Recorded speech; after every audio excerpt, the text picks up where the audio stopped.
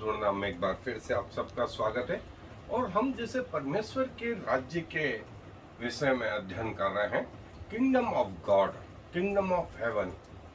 और जो है हम उसके विषय में हमने बहुत सारी चीजें देखी, और न सिर्फ नए नियम में वरन पुराने नियम में भी जो है दो तीन जगह ऐसी आई जहां परमेश्वर को इस बात का बुरा लगा कि इजरायलियों ने अपने लिए राजा की डिमांड करी, और उन्होंने शमूएल से कहा कि हमारे लिए एक राजा नियुक्त कर दे। ये बात शमूएल को भी बुरी लगी, ये बात परमेश्वर को भी बुरी लगी। तो परमेश्वर ने कहा कि इन्होंने तुझे नहीं, मुझे तुझ जाना है। मैं दो जगह से आपके लिए पढ़ रहा हूं। पहला हिस्सा है न्यायों की पुस्तक, उसका 21वां अध्याय और 25वां आयत। न्यायों की पुस्तक 21वां अध्याय उसके 25वें आयत में यूं लिखा है, उन दिनों में इजरायलियों का कोई राजा न था, जिसको जो ठीक सूझ पड़ता था वही वह करता था, जिसको जो सूझ पड़ता था वही वह करता था। और पहला शमूएल उसका 8वां अध्याय, पहला शमूएल 8वां अध्याय और उसके पहली आयत से मैं पढ़ रहा हूं। जब शमूएल बूढ़ा हुआ तब उसने अपने पुत्रों को इजरायलियों पर न्यायी ठहराया। उसके जेठे पुत्र का नाम योएल और दूसरे का नाम अबिय्याह था। वे बेसेरबा में न्याय करते थे, परंतु उसके पुत्र उसकी राह पर न चले, अर्थात लालच में आकर घूस लेते और न्याय बिगाड़ते थे। तब सब इजरायली वृद्ध लोग इकट्ठे होकर रामा में शमूएल के पास जाकर उससे कहने लगे, सुन, तू तो अब बूढ़ा हो गया और तेरे पुत्र तेरी राह पर नहीं चलते। अब हम पर न्याय करने के लिए सब जातियों के रीति के अनुसार हमारे लिए एक राजा नियुक्त कर दे। परंतु जो बात उन्होंने कही कि हम पर न्याय करने के लिए हमारे ऊपर राजा नियुक्त कर दे, यह बात शमूएल को बुरी लगी। और शमूएल ने यहोवा से प्रार्थना की, और यहोवा ने शमूएल से कहा, वे लोग जो कुछ तुझसे कहें उसे मान ले, क्योंकि उन्होंने तुझको नहीं परंतु मुझी को निकम्मा जाना है कि मैं उनका राजा न रहूं। जैसे जैसे काम वे उस दिन से जब से मैं उन्हें मिस्र से निकाल आया आज के दिन तक करते आए हैं, कि मुझको त्याग कर पराये देवताओं की उपासना करते आए हैं, वैसी ही वे तुझसे भी करते हैं। इसलिए अब तू उनकी बात मान, तो भी तू गंभीरता से उनको भली भांति समझा दे, और उनको बतला भी दे कि जो राजा उन पर राज्य करेगा उसका व्यवहार किस प्रकार होगा। ये पृथ्वी का राज्य था, और पृथ्वी पर भी परमेश्वर का राज्य जो है स्थापित परमेश्वर करना चाहता था। इसीलिए प्रभु यीशु मसीह ने कहा, जब तुम प्रार्थना करो तो कहो कि तेरा राज्य आए, तेरी इच्छा जैसे स्वर्ग में पूरी होती है वैसे पृथ्वी पर भी पूरी हो। और प्रभु चाहते थे कि पृथ्वी पर उनका राज्य स्थापित हो, और वो होगा।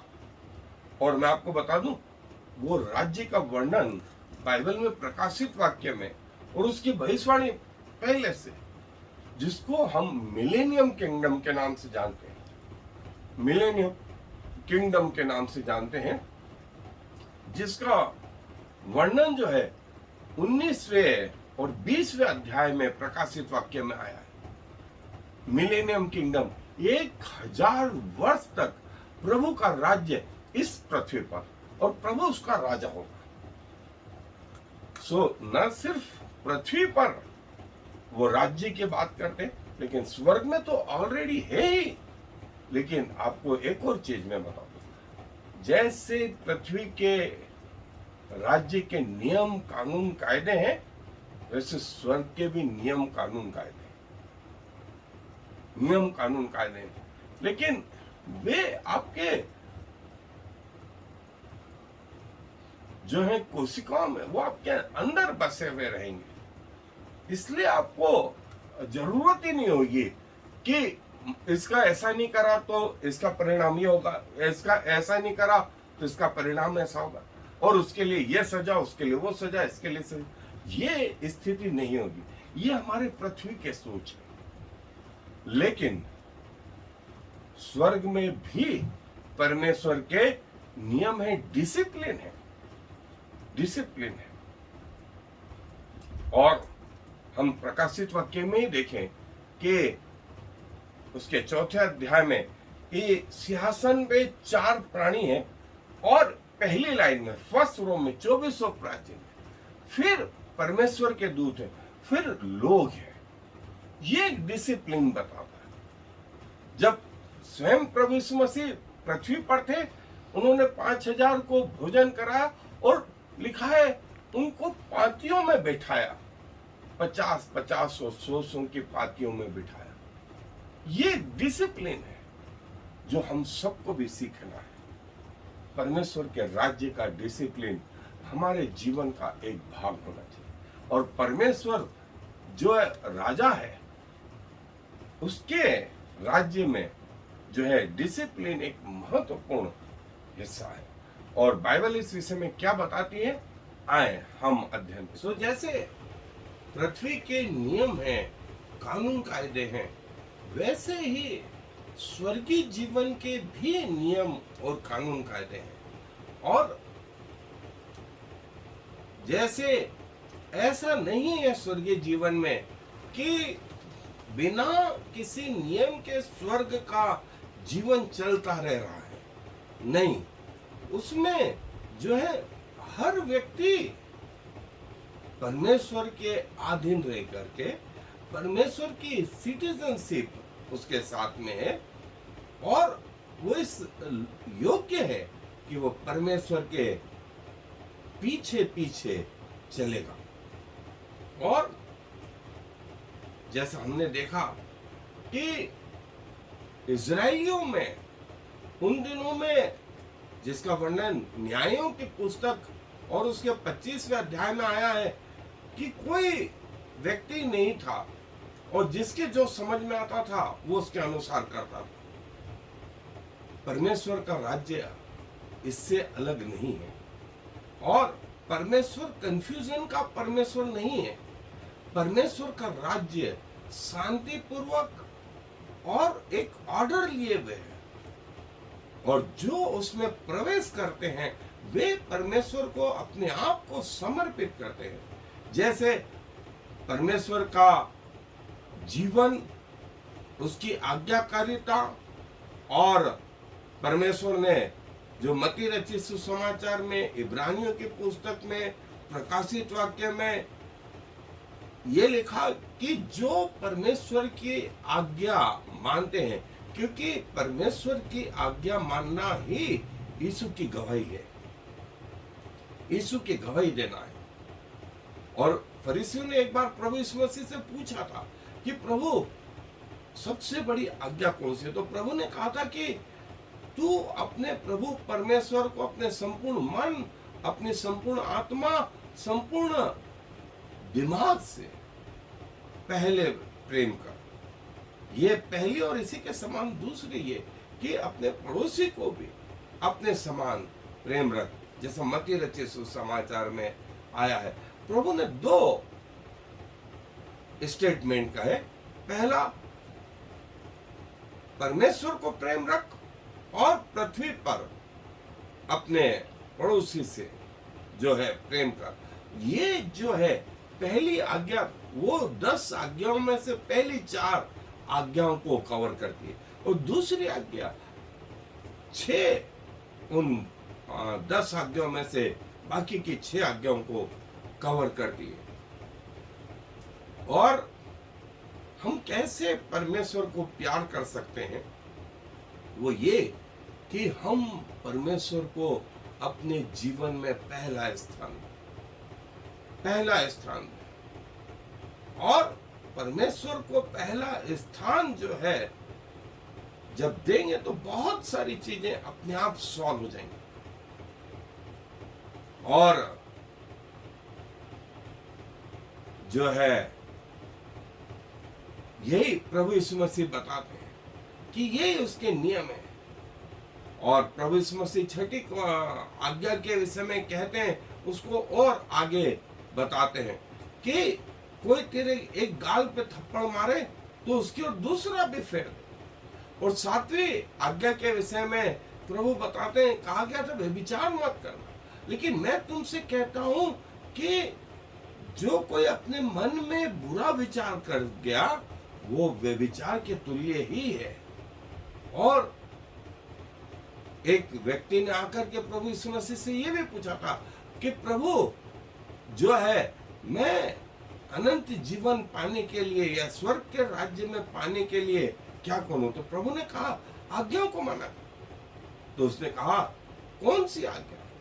यही कि प्रभु ने कहा कि अपने संपूर्ण मन, संपूर्ण प्राण, संपूर्ण बुद्धि से अपने परमेश्वर को प्रेम रख, और जो है अपने पड़ोसी को अपने समान प्रेम रख।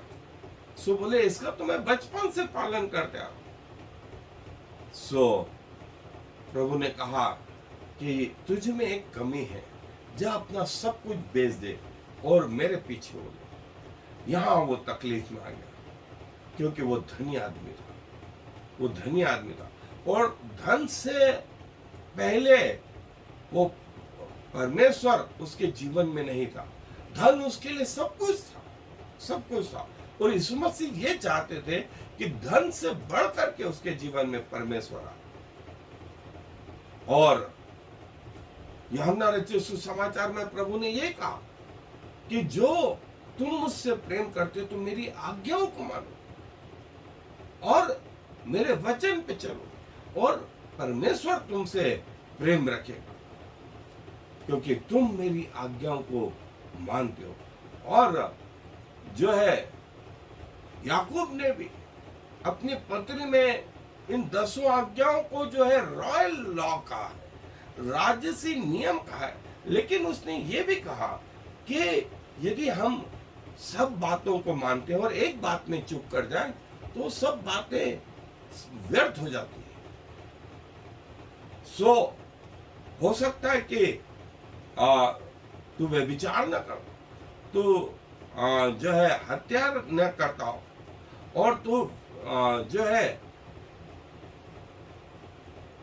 व्यभिचार तो नहीं करता लेकिन हत्या करता। सो तू इस रीति से सारे व्यवस्थाओं के प्रति जो है जवाबदार हो गया है। सो परमेश्वर ये बोलते हैं कि हमें सब रीति से जो है परमेश्वर को समर्पित होना चाहिए। और गलातियों के पत्री में जैसा हमने देखा 5वां अध्याय 19 से 21 आयत में कि शरीर के काम तो प्रकट है, व्यभिचार, हत्या, अशुद्धता, लुचपन, मूर्ति पूजा, घृणा, जलसी, क्रोधी, अपने आप को चाहने वाले और हत्यारे, पियक्कड़, बदला लेने वाले, ऐसे ऐसे लोगों के विषय में कोई व्यवस्था नहीं, लेकिन ये परमेश्वर के राज्य में प्रवेश नहीं कर पाएंगे। ये परमेश्वर के राज्य में प्रवेश नहीं कर पाएंगे। और पहला कुरिन्थियों के 6 अध्याय 9 से 10 में कहा कि होमोसेक्सुअल्स,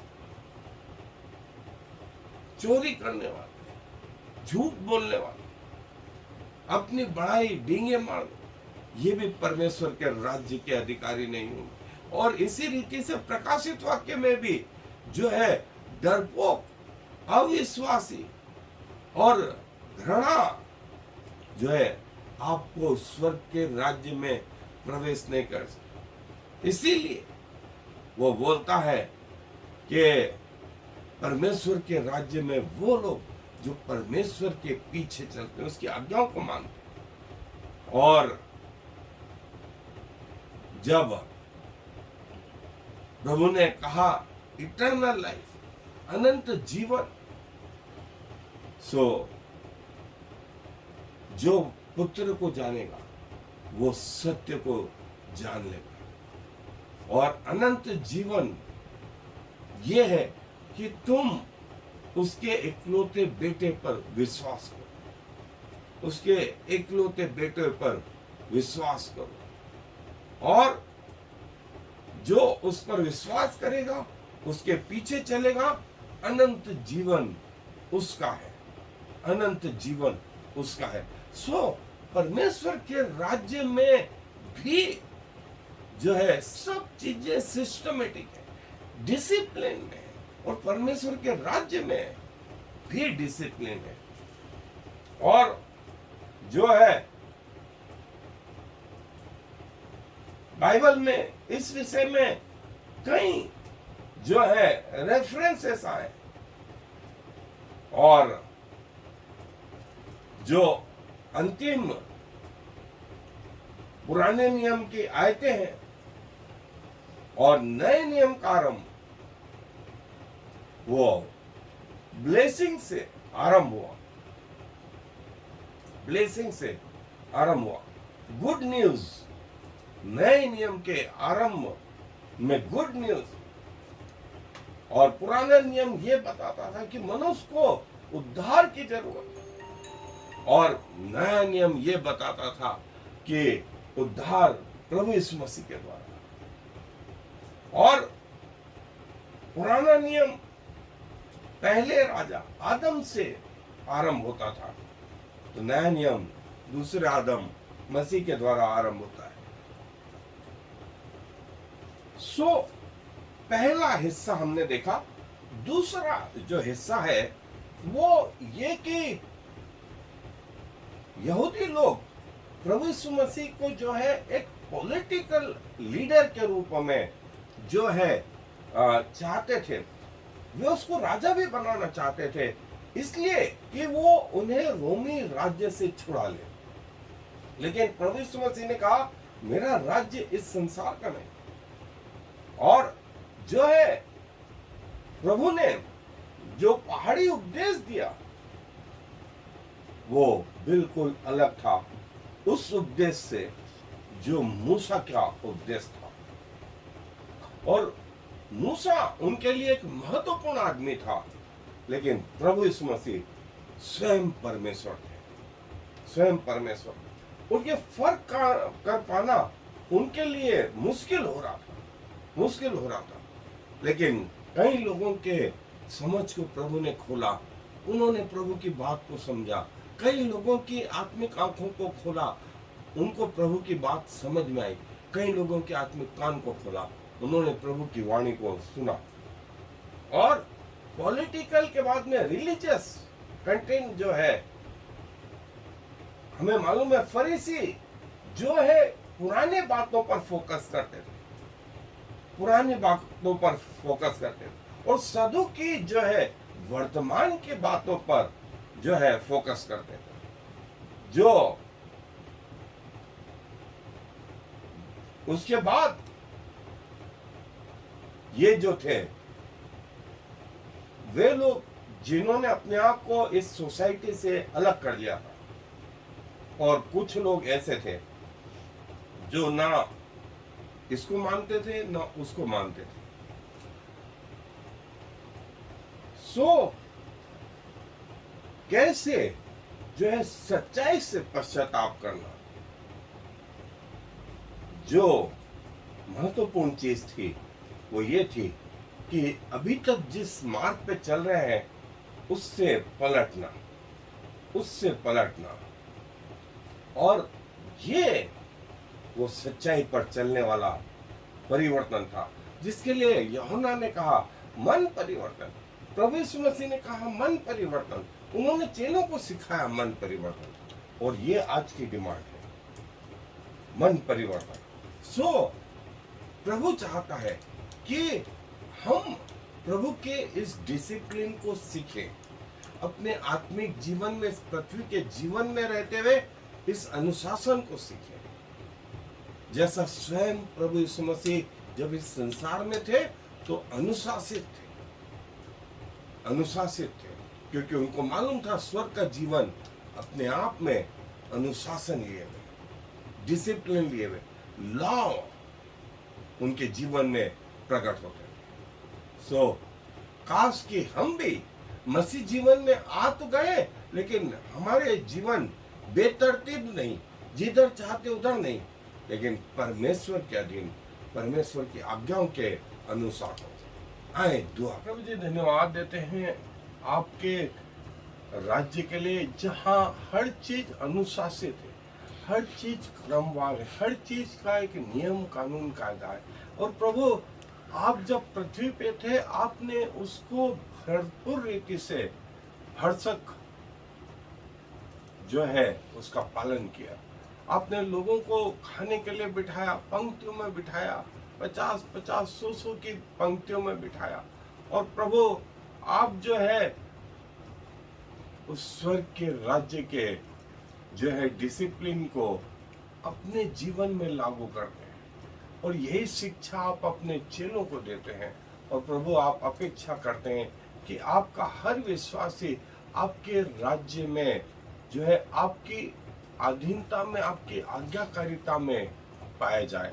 और इसीलिए आप कहते हैं यदि तुम मुझसे प्यार करते हो तो मेरी आज्ञाओं को मानोगे। सो पिताजी, न सिर्फ पृथ्वी के जीवन में वरंतु स्वर्गीय जीवन में भी जो डिसिप्लिन हम देखते हैं पिताजी, प्रथम पंक्ति, द्वितीय पंक्ति और उसके बाद के, सो प्रभु ये अनुशासन हमें भी सिखाएं, ताकि हम आपकी सेना में जो आप हमारे अधिकारी हैं उसके पीछे पीछे आपके नियम के अनुसार, आपके अनुशासन के अनुसार चल पाए।